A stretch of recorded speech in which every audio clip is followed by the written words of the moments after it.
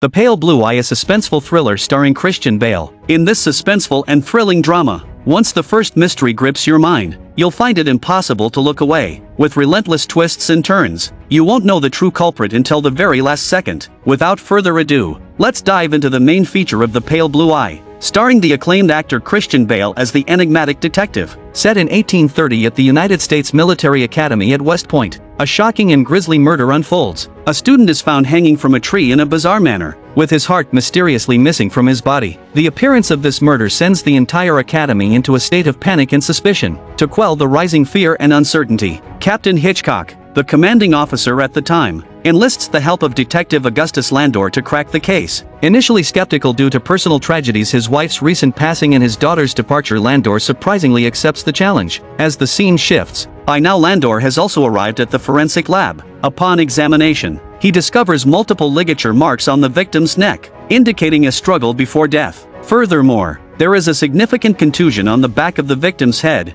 suggesting a premeditated murder rather than suicide. What baffles them is why the perpetrator, having committed the murder, would risk returning to remove the victim's heart. Just then, Landor lifted the right hand of the deceased and pried open the tightly clenched fingers, revealing a partially torn piece of paper. However, due to its incomplete state, he couldn't discern its contents immediately. With curiosity piqued, Landor sought out the cadet who was on duty that day, questioning whether he noticed anything unusual. According to the cadet's account, there was nothing amiss before 2 p.m. However, during the shift change, an officer ordered him to leave early. Upon hearing this, Landor immediately inquired about the officer's appearance. Unfortunately, due to the darkness of the night, he couldn't make out the officer's features clearly, but he did notice a missing stripe on the officer's left shoulder insignia. As the cadet recounted his story, the investigation into the case hit a dead end. In order to break the impasse and solve the case swiftly, Landor returned to the spot where Fry was found hanging, hoping to uncover clues. Unexpectedly,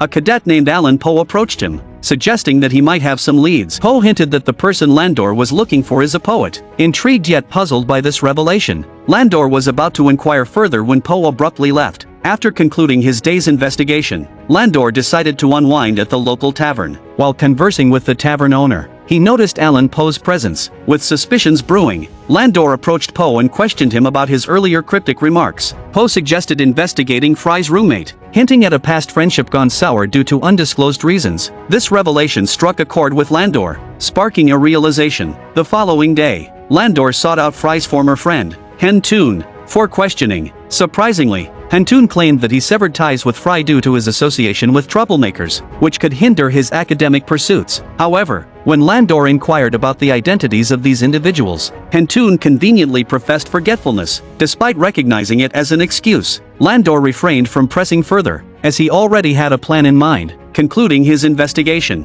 Landor enlisted the help of Allan Poe to uncover the truth behind Fry's death. Poe, filled with a sense of justice, readily agreed to assist Landor. Handing over the torn paper scrap to Poe, Landor hoped for his assistance in finding leads. True to Landor's expectations, Poe returned that night with crucial information, suggesting that the paper was likely an invitation letter. Impressed by Poe's deduction, Landor expressed genuine admiration. However, he raised a pertinent question: why would contemporaneous students resort to written communication instead of face-to-face interaction unless the person Fry was meeting was a woman? Poe recounted a peculiar incident from the day after Fry's death when he spotted the medical examiner's daughter crying outside the cafeteria window. This revelation led them to speculate that she might be the person Fry intended to meet that fateful night. Now faced with the challenge of contacting Leah, the medical examiner's daughter, who was not a student at the academy, Landor and Poe found themselves at an impasse. With each passing day devoid of progress, Landor's sense of urgency intensified. Suddenly, a thought struck Landor: how would the perpetrator preserve the extracted heart? After careful consideration, he concluded that ice would be the most likely option. Leaving a note for Allan Poe,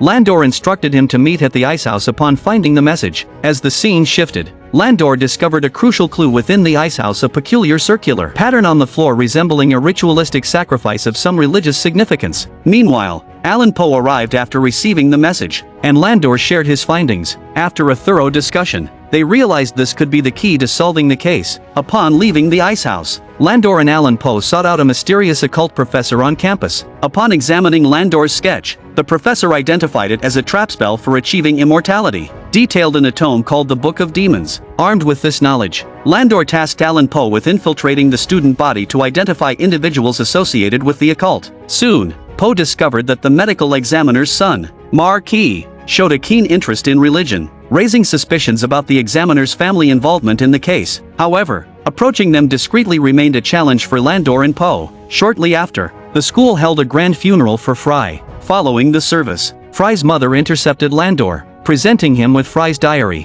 which chronicled events from the past 3 years. She hoped it would aid in solving the case. Unable to decipher the contents of the diary, Landor hurried home after bidding farewell to Fry's mother, eager to uncover its secrets. On his way home, Landor unexpectedly encountered the medical examiner and his wife. After exchanging pleasantries, the examiner's wife invited Landor for dinner in a few days. Delighted by the invitation, Landor readily accepted, as he had been contemplating how to approach them. Meanwhile, Allan Poe successfully infiltrated the school's inner circle. He was invited to a gathering at Marquis' house, where he met the medical examiner's daughter, Leah. Allan Poe was immediately captivated by her charming demeanor. After the banquet, Allan Poe mustered the courage to approach Leah. Their rendezvous was held at a charming location, and Allan Poe found Leah equally intrigued by him. Their conversation flowed effortlessly, and Allan Poe forgot his initial ulterior motives. However, as they prepared to leave, Leah suddenly collapsed, her body convulsing uncontrollably. Allan Poe was horrified, but his frantic cries for help led to Leah's swift recovery, for which she expressed heartfelt gratitude. Unbeknownst to Allan Poe, danger lurked closer than he realized. Meanwhile, Landor delved into Fry's diary, finding no immediate clues. However, a sudden revelation prompted him to submerge a page of the diary in water. As the ink separated from the paper, Landor discovered vital clues hidden within. After a thorough comparison, Landor indeed found some clues on the page. As night fell, Landor was invited to the medical examiner's house for dinner. Taking advantage of a moment when the examiner's family was occupied in the living room, Landor pretended to excuse himself and conducted an investigation upstairs. True to his suspicions, he discovered a military uniform in the examiner's wardrobe, missing a stripe on the left shoulder, corroborating the cadet's earlier statement. Landor concluded that the medical examiner's family was undoubtedly involved in Fry's murder. However, these were still mere conjectures, insufficient for convicting the medical examiner's family. The next morning, Landor received an urgent notification. Fry's roommate, Ballinger, had gone missing. Shortly after, they found Ballinger's body hanging from a nearby cliff. Upon examination, the medical examiner concluded that the modus operandi was different from Fry's murder, suggesting a different perpetrator. Superintendent Thayer began questioning Landor's investigative skills, especially as another month had passed without capturing the culprit, and now another person was dead. Just as Landor, Thayer, and others left the medical examiner's laboratory, they received news that Fry's other roommate, Hen Toon, had also gone missing. However, upon inspection, Landor realizes that Hen Toon doesn't seem to have disappeared, but to have escaped, as his belongings were missing as well. That's when Landor started talking about the uniforms. Thayer was ecstatic upon hearing about the military uniform and immediately wanted to inform the dean. Landor wanted to stop it, because after all, it was all just speculation. But in the next moment, Landor, who saw this scene, was also a bit helpless and could only allow these two to go away. Meanwhile, Allan Poe arrived at the medical examiner's house, intending to have a conversation with Leah. Sensing Allan Poe's intentions, Leah looked at him curiously and asked, "Do you remember when you said you were willing to do anything for me?" As the scene shifts, an ancient sacrificial ritual unfolds in the school's ice house. Leah stands in the center of the circle, clutching a heart in her hands and chanting unknown incantations, and Allan Poe was lying there, destined to be the next sacrifice. Leah smears blood on her face, while Marquis marks Allan Poe's chest. Seeing Allan Poe awaken, Leah's excitement grows. She addresses him with sinister intent. Meanwhile, Landor confronts the medical examiner, extracting the truth about the sacrificial magic. It's revealed that Leah, suffering from epilepsy, has less than 3 months to live. Desperate, the medical examiner resorted to this desperate plan. In the end, under Landor's strong aura, the medical examiner also told him everything that happened. As preparations for the ritual are made, Marquis raises a dagger to strike. In the nick of time, Landor intervenes, but chaos erupts as Leah accidentally knocks over a candlestick. Landor expects them to relent, but they persist. Seeing no other choice, Landor takes action. Leah attempts to continue the ritual, but the next moment, Marquis and his mother rushed to rescue Leah as she was knocked to the ground, and Landor took advantage of the situation to save Allan Poe. Seeing that the fire is getting more and more ferocious, Landor, who can't bear to do so, rescued the coroner's wife. But he didn't want to see the beams of the house collapsing under the effect of the fire the next second after the two had just left. The tragic episode concludes, leaving behind a scene of devastation. The next morning, Allan Poe was delivered to the school's infirmary by Landor, and the medical examiner's family faces consequences for their actions. It seems that everything has come to an end here, but we don't know that the best part of the show has just begun. Time passed, and Allan Poe, newly recovered, visited Landor's home. Initially, Landor thought it was a gesture of gratitude, but Allan Poe had a shocking revelation. He presented the paper Landor had given him, because he realized that the handwriting on this note was exactly the same as the handwriting on the letter Landor had left for himself. At first he thought it was just a coincidence, but the tavern keeper's words told him who the real killer was. It turns out that not long ago, Landor's daughter, Mattie, was on her way home when she was bullied by 3 gangsters. Mattie's mind went off the rails after that,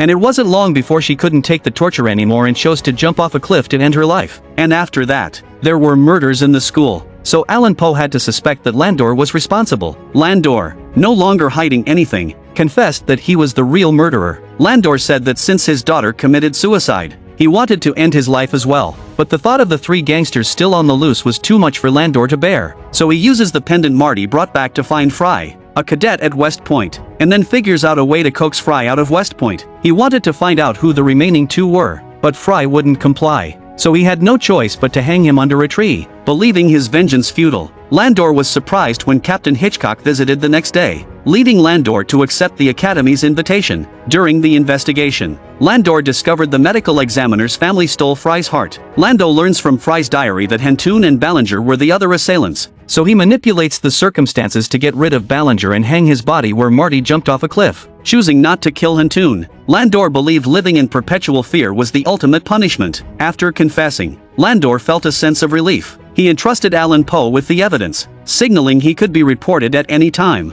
After a moment of silence, Allan Poe took the note, but looking at Landor's empty eyes, Allan Poe pondered over it and finally chose to burn the evidence. And then he just pushed the door open and left. Some might wonder why Allan Poe didn't report Landor, but for Landor, living was the true torment. In the final scene, Landor visited the cliff where Mattie died, facing the desolate world behind him. He embraced death as his liberation. The story concludes, a slow narrative in a fast-paced world. Film enthusiast, subscribe to my channel for more captivating tales. See you in the next episode.